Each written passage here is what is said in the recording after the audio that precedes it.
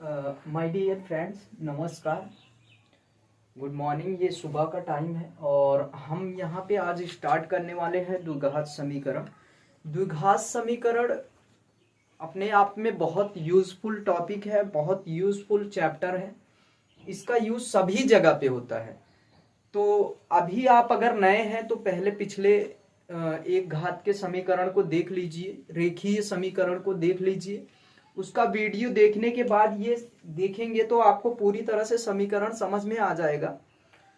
उसके बाद आप अगर नए हैं तो प्लीज़ चैनल को लाइक और सब्सक्राइब ज़रूर करें और अपने डाउट को कमेंट बॉक्स में ज़रूर कमेंट करें, क्योंकि अगर आप कमेंट करके बताते हैं तो मैं हर एक डाउट का आंसर कर पाऊंगा। फिर उसके बाद चल के देखते हैं अगर हम तो ये जो यहाँ पे हमने लिखा है द्विघात समीकरण, क्वाड्रेटिक इक्वेशन इसको इंग्लिश में बोलते हैं, क्योंकि छोटे मोटे टर्म्स आप इंग्लिश के जानते रहें। अगर आपको दिक्कत होती है तो आप वैसे भी गूगल करके सर्च कर सकते हैं द्विघात समीकरण की इंग्लिश क्या होती है। और छोटे मोटे टर्म्स अगर आप जानते रहेंगे, अगर आगे आपको अदर कॉम्पिटेटिव एग्जाम में भी ये काफी हेल्पफुल होगा, काफी मदद देगा। अब यहाँ पे द्विघात समीकरण होता क्या है? कोई भी एक्सप्रेशन जो द्विघात में शो किया गया हो और उसके बराबर में जीरो लगा हो, वो द्विघात समीकरण होता है। अगर द्विघात समीकरण को चेक करना है तो उसी तरह से उसी प्रोसीजर को फॉलो करेंगे जो प्रोसीजर यहाँ पे होगा। अगर हम कोई भी वैल्यू निकालेंगे, उसमें अगर यक्स की वैल्यू अगर हम फाइंड आउट करते हैं, निकालते हैं, उसमें यक्स की वैल्यू रखेंगे तो ये बराबर जीरो आना चाहिए, जीरो होगा। अगर ये जीरो होता है तो हमारा आंसर भी सही है और इक्वेशन भी सही है। तो अब हम यहां से देखते हैं कि द्विघात समीकरण में ये जो ए लिखा है, बी लिखा है, सी लिखा है, ये है क्या एक्चुअल में। तो यहाँ पे ए और बी और सी तीनों राशियां अचर राशियां होती हैं, इनका मान कांस्टेंट होता है। ये कहलाएगा यक्स स्क्वायर का गुणांक और ये कहलाएगा यक्स का गुणांक और ये कहलाएगा अचर पद, इसमें कोई भी यक्स का टर्म नहीं है।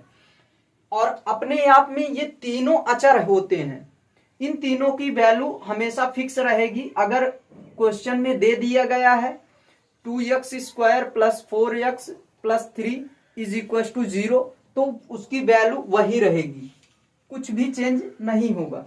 और एक चीज और यहाँ पे हम देखेंगे, a is not equal to 0। अगर हम इस समीकरण में a बराबर 0 कर देंगे तो ये समीकरण हमारा लीनियर बन जाएगा, रेखीय समीकरण बन जाएगा। क्यों बन जाएगा? अगर हम यहाँ पे यक्स स्क्वायर ये a बराबर अगर हम 0 रखते हैं तो ये 0 into x square plus B X plus C बराबर 0, और यहां से आंसर जो आएगा बी एक्स प्लस सी बराबर 0। और ये एक रेखीय समीकरण है, लीनियर इक्वेशन है। इस इक्वेशन को रेखीय समीकरण कहते हैं। अब बात आती है कि पूर्णतः द्विघात समीकरण कौन सा होगा। यदि द्विघात समीकरण में सभी पद द्विघाती हो तो समीकरण पूर्णतः द्विघाती समीकरण कहलाएगा। जैसे यक्स स्क्वायर माइनस 25 बराबर 0। अब यहाँ पे 25 क्या है? 5 का स्क्वायर है, 5 का स्क्वायर है और ये बराबर 0। यहाँ पे यक्स स्क्वायर है और 5 का स्क्वायर है, मतलब समीकरण के सभी पद द्विघाती हैं। द्विघाती हैं तो यहाँ पे ये समीकरण पूर्णतः द्विघाती हो जाएगा। उसी तरह से यक्स स्क्वायर माइनस 16 बराबर 0, ये यक्स माइनस 4 का स्क्वायर बनता है। समीकरण के सभी पद द्विघाती हैं तो समीकरण पूर्णतः द्विघाती हो जाएगा। अब हम देखते हैं कि समीकरण में और भी टर्म जो आते हैं वो कैसे पता किए जाते हैं। समीकरण द्विघाती समीकरण को सॉल्व कैसे करेंगे आप, ये सारी चीजें आगे आपको सिखाऊंगा मैं। अभी के लिए अगर आपको यहाँ पे द्विघात समीकरण को समझने में थोड़ी सी भी दिक्कत हो तो कमेंट बॉक्स में अपना कमेंट जरूर डाल दीजिए, उससे हम आपका आंसर कर पाएंगे। आइए आगे पढ़ते हैं, आगे देखते हैं।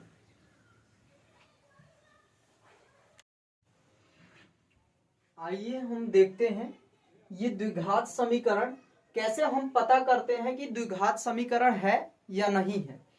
अब हम एक समीकरण लिखते हैं, ये 5x² plus 8x is equal to 3। ये एक द्विघात समीकरण है क्योंकि इसमें एक पद तो x² है, दूसरा पद हमारा x की घात 1 है और प्लस 3 बराबर 0। अगर हम इसकी तुलना करते हैं ax² प्लस b से प्लस bx प्लस c से, तो यहाँ पे a बराबर 5 आता है और b बराबर 8 आता है और c बराबर 3 आता है।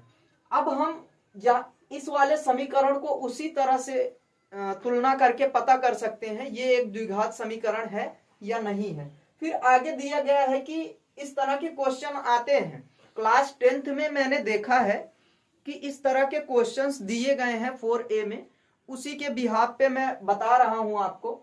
आगे अगर आप अदर कॉम्पिटेटिव एग्जाम में जाते हैं जैसे IIT नीट और जेईई मेंस और अदर कॉम्पिटेटिव एग्जाम देते हैं जैसे NDA CDS और एयरफोर्स के एग्जाम देते हैं, तो उसमें ये पूछा जाता है, उसमें हर जगह लगभग इसका यूज होके आ जाता है कि इसका डिस्क्रिमिनेंट कैसा होगा, इसका ग्राफ कैसा होगा। इस पे ग्राफ भी बनाना बताऊंगा मैं, ग्राफ कैसे बनेगा इसका, पूरी तरह से द्विघात समीकरण बताया जाएगा आपको। अगर आप वीडियो में अंत तक बने रहते हैं और चैनल को लगातार कंटिन्यू वॉच करते हैं तो आपको पूरा द्विघात समीकरण बताया जाएगा, 0 से लेके अंत तक बताया जाएगा, एकदम टॉप लेवल तक की बताई जाएगी द्विघात समीकरण। तो यहां से हम देखते हैं कि समीकरण की जांच कैसे करते हैं, समीकरण द्विघाती है या एक घाती है या फिर समीकरण में सिर्फ अचर पद है।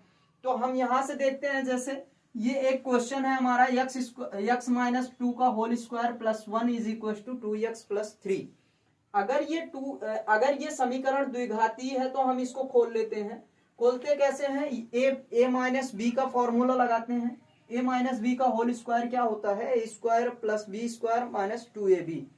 अब यहाँ पे हमने फॉर्मूला लगाया और खोल दिया, x square minus 2ab 2 into 2x 4 minus का 4x प्लस 2 का square 4 is equal to 2x plus 3।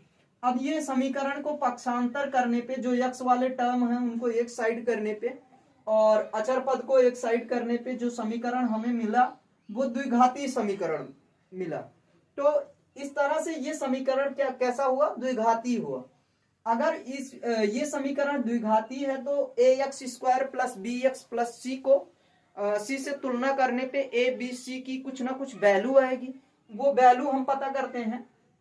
वो वैल्यू अगर हम यहाँ पे इस समीकरण से तुलना करते हैं तो a बराबर कितना है, 1 है। 1 क्या है, यक्ष का गुणांक है। अगर यक्ष का गुणांक यहाँ पे 1 है तो a बराबर 1।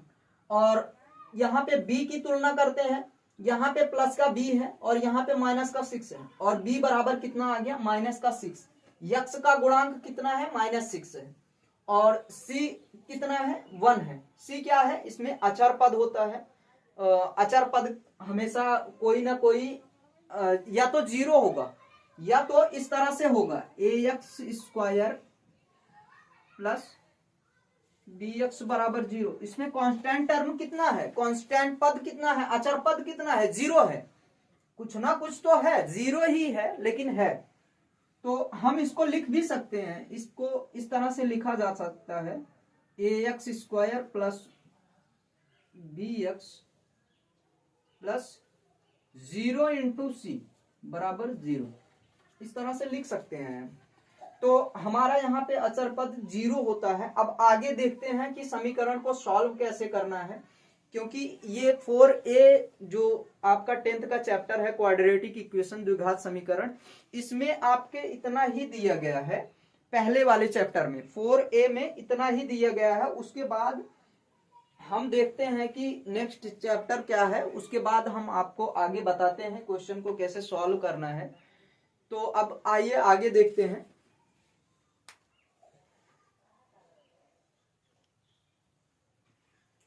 हाँ चलिए देखते हैं। अब समीकरण, द्विघात समीकरण के मूल भी होते हैं।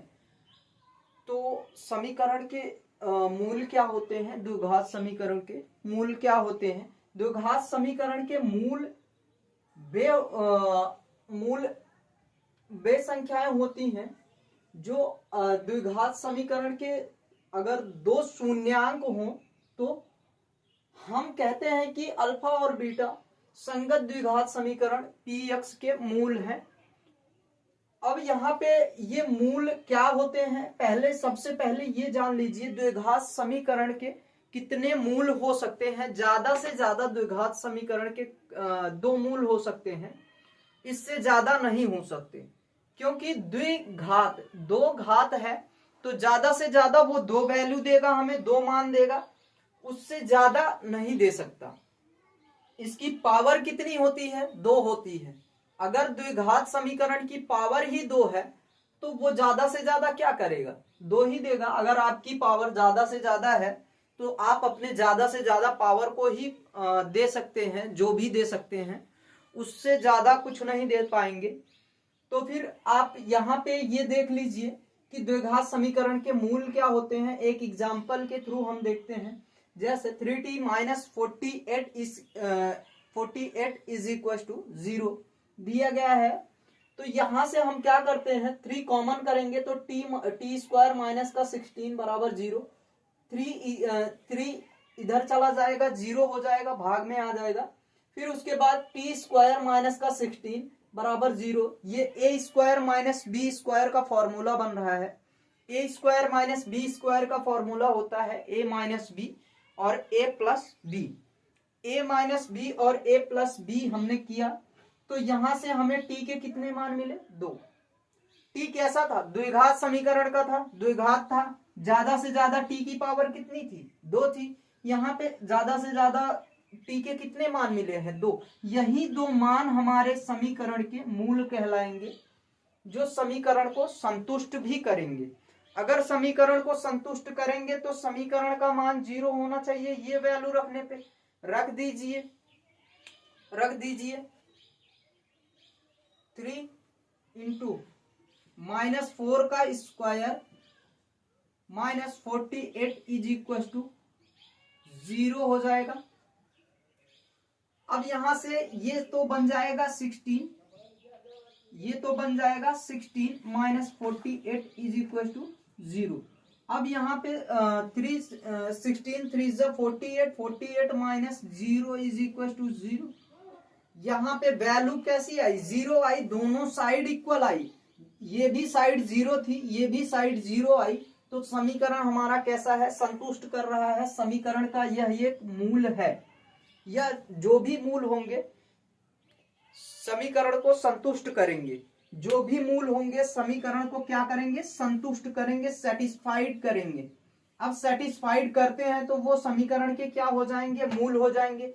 उसी तरह से हमारा यह समीकरण है, यह समीकरण है 4x square minus 12x plus का 9 इज इक्वल टू 0। अच्छा, एक चीज और आप लोग गौर फरमाइए कि जो भी ये समीकरण पढ़ा रहा हूं आपके पास कॉपी पेन होनी चाहिए। वो सब लिख के चेक करें कि आप समझ पाए या नहीं समझ पाए। जैसे मैं बोलता जाता हूं, एक्सप्लेन करता जाता हूं, आपको सब समझ में आ जाएगा। लेकिन बाद में होता क्या है, जब क्वेश्चन आपके सामने आता है तो आप सॉल्व नहीं कर पाते हैं। सबसे बड़ी दिक्कत आपके साथ यही है कि आपको सॉल्व होना चाहिए, क्वेश्चन आपका पूरा पूरा सॉल्व होना चाहिए, नहीं तो आपको दिक्कत आ जाएगी कि सर हमको समझ में तो सब आता है फिर हम लगा नहीं पाते हैं, ये कैसे होता है।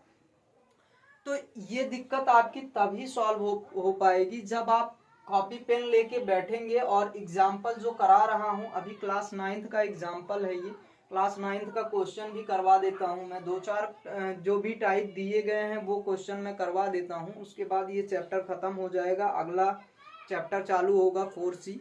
तो वहां पे भी जो टाइप होगा वो मैं बता दूंगा आपको। और आप हमेशा कंटिन्यू वीडियो को वॉच करते रहें, हमेशा देखते रहें।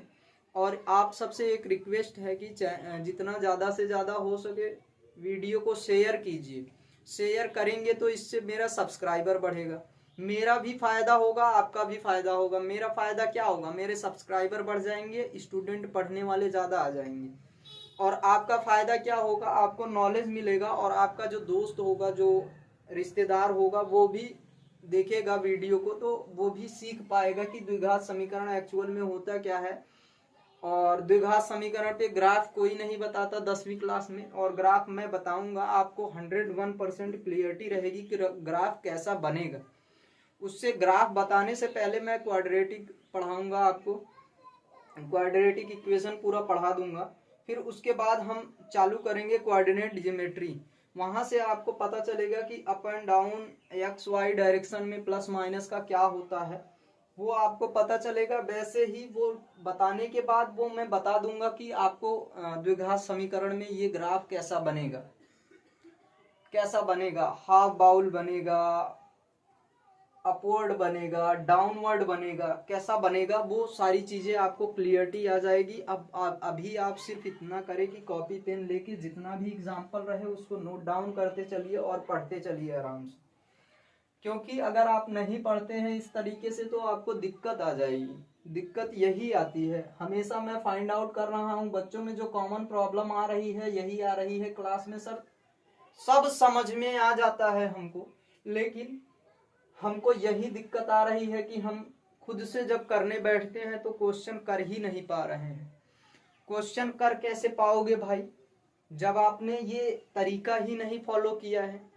तरीका यही है, किसी भी कहीं भी पढ़ें, किसी भी चैनल से पढ़ें, अगर आप ऑनलाइन पढ़ रहे हैं यूट्यूब के जरिए तो आपको यही प्रोसीजर करना चाहिए कि आप कॉपी पेन लेके बैठ जाइए और आराम से देखते जाइए वीडियो को, और वीडियो को रोक रोक के आप सारी चीजें देख लीजिए कि आपको कितनी क्लियरिटी है आपके कॉन्सेप्ट पे।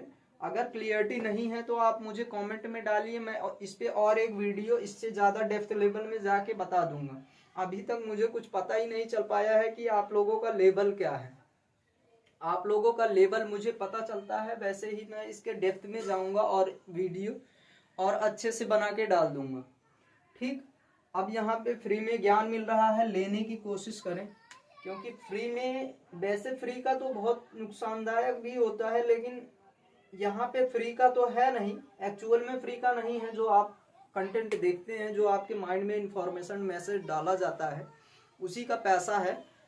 तो ये फ्री का नहीं है, ऐसा मत सोचिए कि ये मैं फ्री में पढ़ा रहा हूँ। यहाँ से जब आप सब्सक्राइब करेंगे, कमेंट करेंगे और ज़्यादा से ज़्यादा व्यू आएंगे तो वो उसका पैसा आता है। तो अभी आप ये इस पे फोकस करिए कि आप कैसे पढ़ रहे हैं, अपने पढ़ाई पे फोकस करिए, क्या होता है इन सब चीज़ों पे ध्यान मत दीजिए। अब आगे का टर्म देखते हैं, आगे क्या होता है इसमें द्विघात समीकरण में, आगे जो भी होता है मैं आपको सिखा दूंगा। तो चलिए एक बार इसको निहारिए, फिर उसके बाद आगे मैं बताता हूं आपको।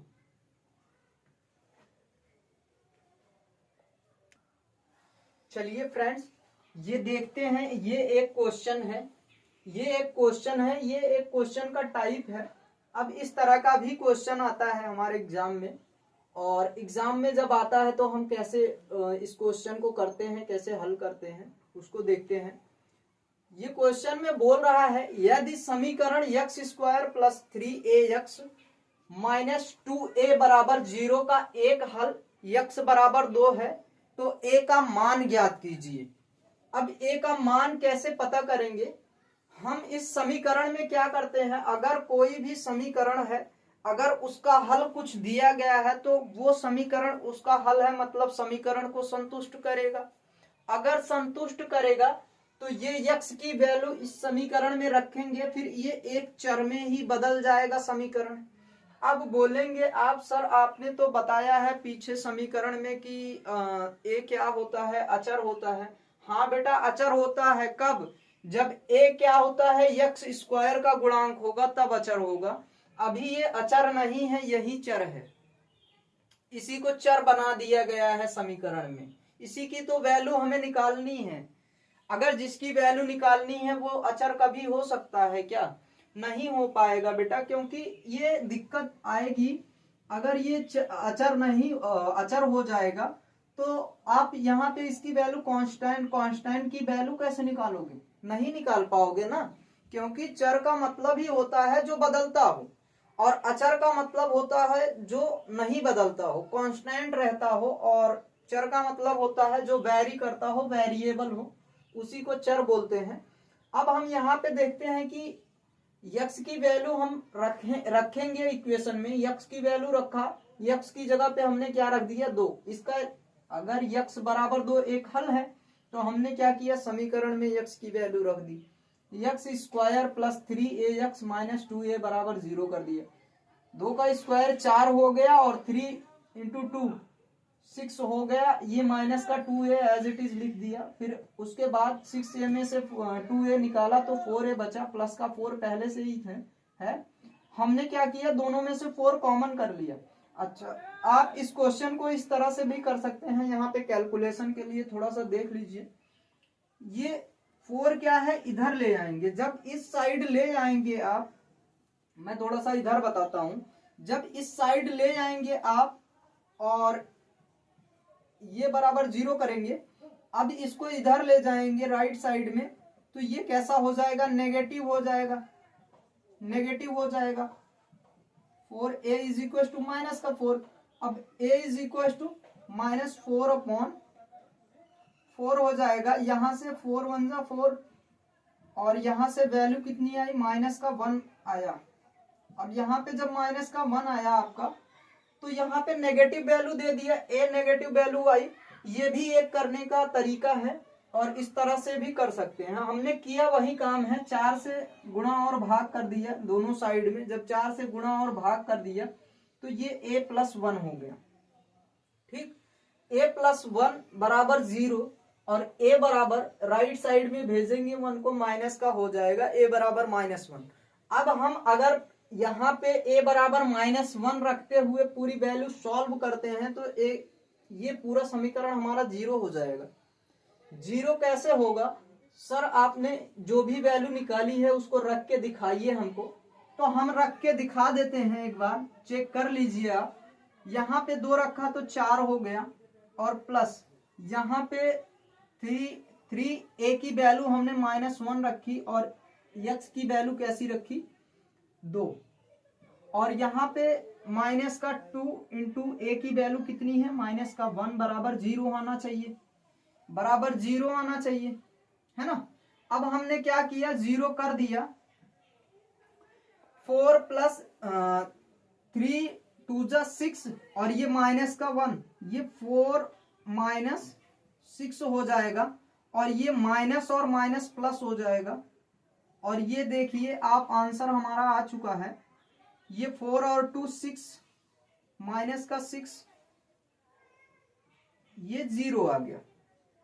दोनों साइड इक्वल आ गए, दोनों साइड इक्वल आ गए। कैसे आए, अगर हम इसमें जो भी वैल्यू a की फाइंड आउट करेंगे उसके बाद अगर वैल्यू रखते हैं बेटा तो ये 0 आ जाएगा, 0 होगा। क्यों, क्योंकि 2 एक समीकरण का हल है, समीकरण के मूल है। समीकरण का अगर मूल है तो समीकरण को संतुष्ट करेगा। और a की वैल्यू हमने कितनी निकाल ली, माइनस का 1 निकाल लिया।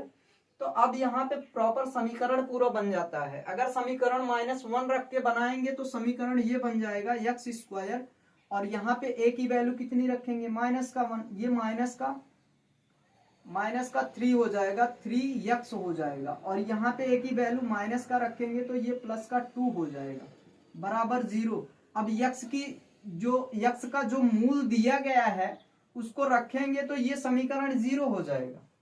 क्यों, क्योंकि x बराबर 2 समीकरण को संतुष्ट करेगा, मूल है उसका। तो इस तरह से क्वेश्चन को करते हैं। क्वेश्चन में कुछ एक्चुअल में होता नहीं है। द्विघात समीकरण बहुत आसान है, बहुत आसान है, इसलिए आपको समझ में बहुत कम आता है। आप जब आगे इसका यूज आएगा तो वहां पे फंस जाते हो, कहोगे सर हमने पढ़ा तो है लेकिन अब यहाँ पे कैसे घुस गया द्विघात समीकरण। जब आप प्रैक्टिस में लोगे सारी चीजें तो कहीं भी इसका यूज रहेगा, आप तुरंत कर लोगे। अच्छा, a square minus B square का फॉर्मूला यहाँ भी यूज हो गया। कैसे यूज हुआ, आपको कैसे पता चलता है सर कि a square minus B square ही लगना है? बेटा मैंने पढ़ा हुआ है, प्रैक्टिस में है सारी चीजें, तो वहां पे a स्क्वायर 2 का स्क्वायर बन रहा होता है, पता चल जाता है। जब आप प्रैक्टिस करोगे तो सारी चीजें आ जाएंगी। और आपसे एक ही रिक्वेस्ट है वही कि आप अपना ध्यान इसी पे लगाएं और ये जो कॉन्सेप्ट मैंने बताया है इसको प्रॉपर 1 बार 2 बार 3 बार जितनी बार होती है वीडियो पॉज करके देखें, पॉज करके सारे काम करें। अगर आपको समझ में आ जाता है आप कमेंट में अच्छा अपना प्यार भी दिखा सकते हैं। ये आप सबका प्यार ही है जो हमको मिल रहा है और मैं पढ़ा पा रहा हूँ, ये आप सबकी ही कृपा से सब संभव हुआ है। तो आप लाइक कमेंट ज़रूर करें, इससे मेरा हौसला बढ़ेगा और मैं आगे और भी अच्छा बनाने की कोशिश करूँगा, इसको और भी अच्छे से एक्सप्लेन कर पाऊँगा, जिसकी वजह से धन्यवाद।